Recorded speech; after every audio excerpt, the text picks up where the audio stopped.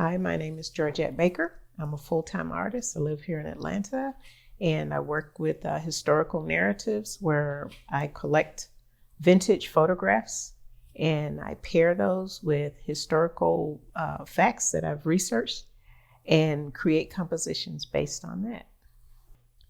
Presence, when we're talking about fathers, especially African American fathers, I think of my own father and a lot of the lessons that I've learned from him, I'm learning recently. My father's been, of course, he's been gone for several years now.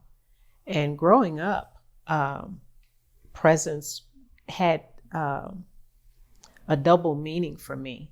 I realized early on that a lot of my peers and my classmates did not have a father present in their home. So I tried to be sensitive to that. That was not a conversation we would have. But one of the things that I didn't have a lot of interaction with my father, even though he lived in the home. So I wasn't sure what to make of that. But I think that was just the times. I grew up in the 50s and the 60s, late 50s, early 60s.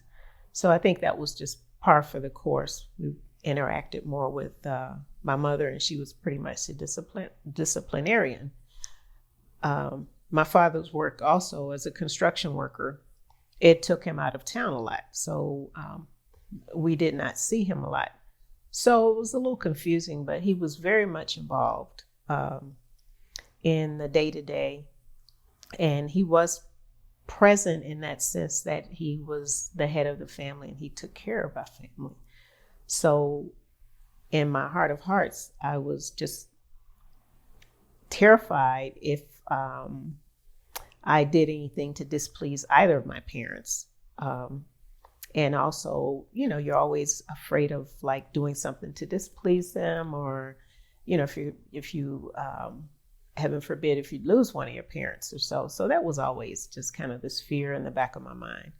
But the second component of presence to me means like now my father's present with me, and a lot of the work that I do, my artwork is influenced by the things that, the experiences that I had with regards to my father growing up.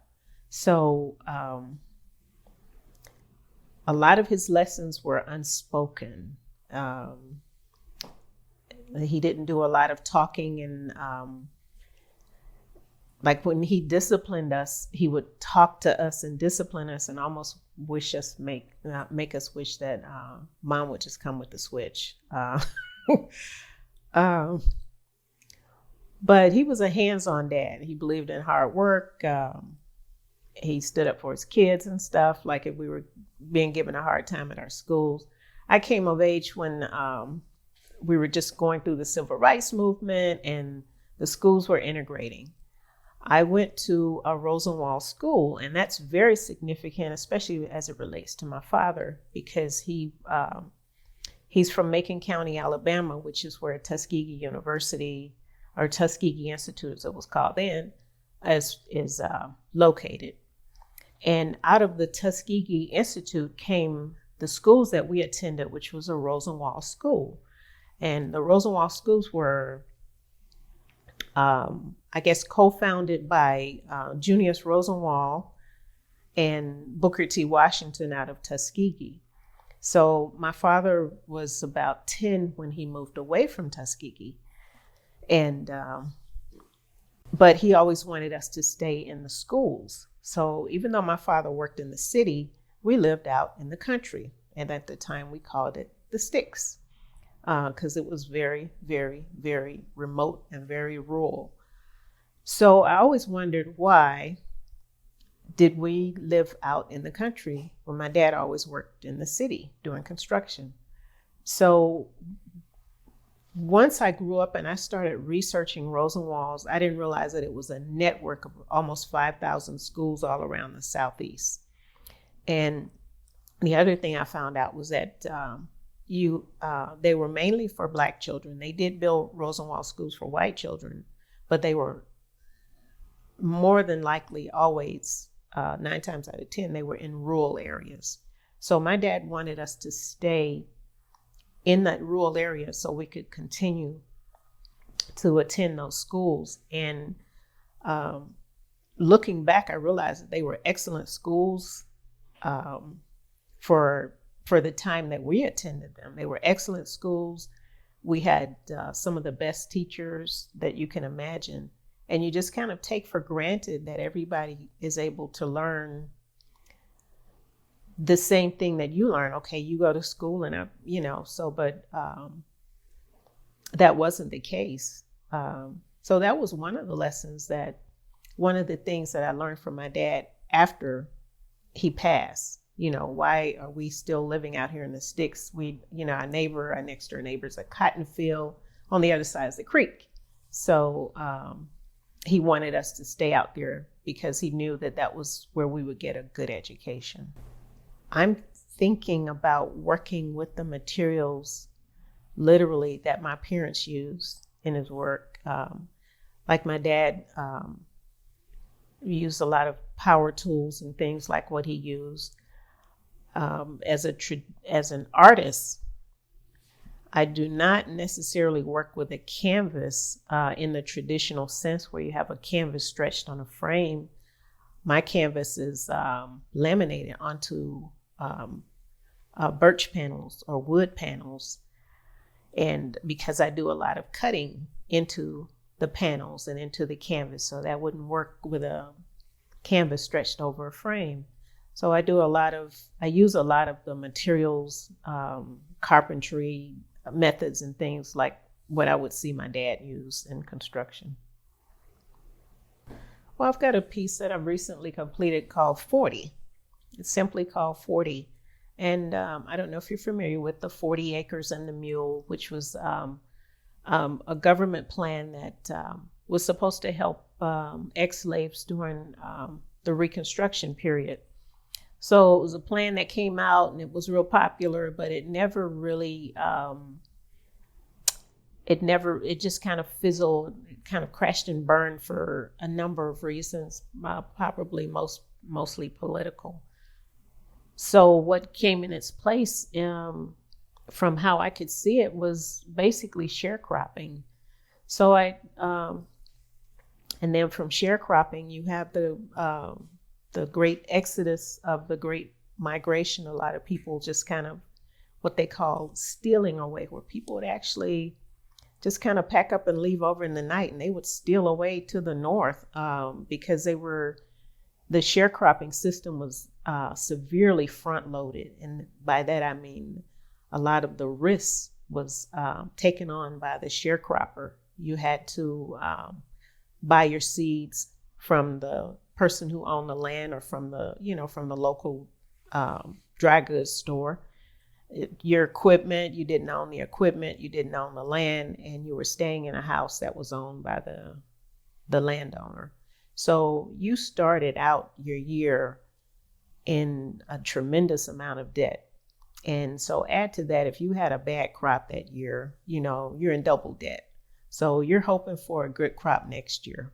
So I have a piece called 40, and that piece has to do with how that 40 acre and that mule thing didn't really work out. And it was just kind of tragic how things turned out.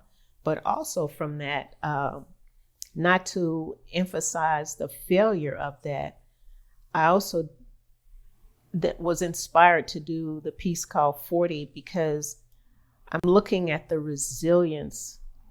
When my work involves a lot of research, so I'm looking at the resilience of people and how they dealt with really, really unfortunate situations and events, and how they got back up and they kept standing. So that to me is just really amazing, and it's a constant source of inspiration that drives my work. Another piece I did recently is called Land Plat number 22, and that's a very personal piece for me. My dad, actually in his later years, decided to go out and buy a property. And I think he was influenced by his grandfather. My dad was raised somewhat by his grandfather, who was Henry Clayton Baker, who was well known in Tuskegee. There are photographs from the Polk collection of Henry Clayton Baker. There are paintings done of him by Aaron Douglas that are still in circulation and still being sold. And no, the family didn't get any of that money, but so my grandfather was Henry Clayton Baker, and you can Google Herman Prentice Polk, who was a famous photographer for Tuskegee, and you can Google both of those names, and you'll see the photograph of my grandfather, the old man with the white hair, the white beard, and the kind of like the white hair. Yeah, the inspiration for that particular painting came from my father. What my grandfather had done, he had bought a plat of land, which is different from a plot of land. A plat of land is basically a single-use property, but a plat is something you can build a community with. So this PLAT is the plat for the community. The PLOT is a plot for a single-use piece of land for a house, one building or structure or something like that. So my great-grandfather had built a community where he'd been able to, he was 13 at emancipation. So he was able to, and I'm still trying to research and find out the specifics of how he was able to overcome those tremendous odds that he had started life with. But when you look on the census of, I think it's 1929, I'm not sure, but you'll look down and you'll look in that Hickory Grove community, and you'll see where most of the people there are renters. And then you look next to my great-grandfather's name, Henry Clayton Baker, and you'll see an O, which means that he owns his property. Well, he bought property for all of his children. I think he had like 10, 12 kids, which was normal then.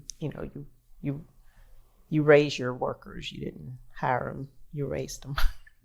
So, and my father, I believe, was trying to do the same thing. So when I was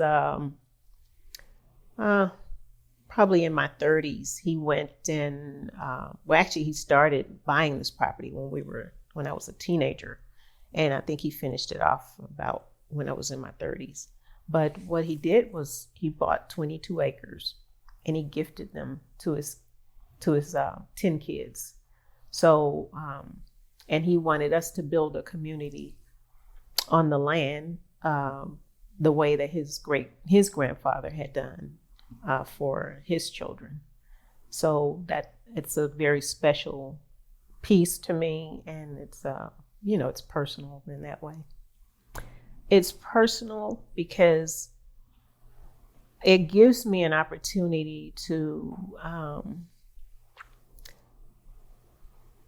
just be very direct on the kinds of things that I'm presenting for this particular show. And so it's there are a lot of things that come up that you're not necessarily aware of, a lot of emotions and feelings that you have that you have, and they're not bad things, but just things that you haven't addressed. And it's like, wow, I didn't realize that this would touch me in this way that it did. So it's very personal in that I'm able to look at my personal family history, but in the context of African American history in this country, and it's very empowering as well. So I'm really looking forward to the show.